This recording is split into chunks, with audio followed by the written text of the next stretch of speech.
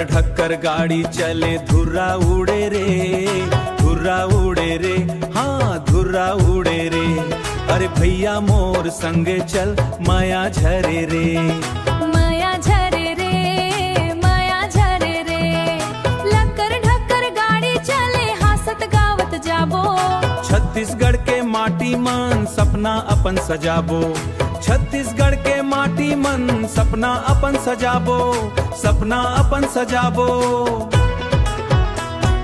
नदिया किनारे बैठ के गोठियाबो संगी, महुआ के छाँव में गूंजे मोर मीठ बोली।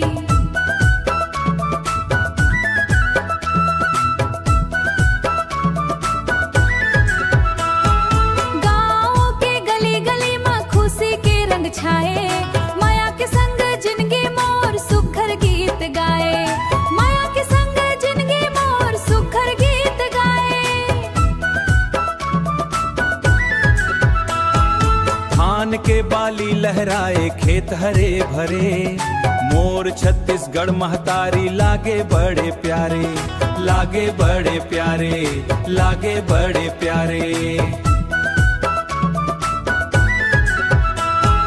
लक्कर ढक्कर गाड़ी माँ घूमन नी कर जाबो, संगी मन के संग मन मिलके नाचा गाना गाबो, संगी मन के संग मन मिलके नाचा गाना गाबो, नाचा गाना गाबो। जुआ लक्कर ढक्कर ढक्कर गाड़ी चले रे, जुआ ढक्कर गाड़ी चले रे।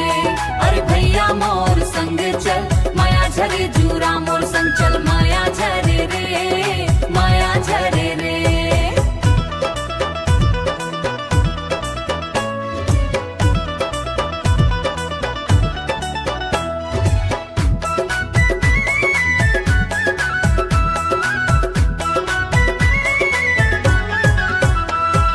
जुआ लक्कर ढक्कर ढक्कर गाड़ी चले रे, जुआ ढक्कर गाड़ी चले रे।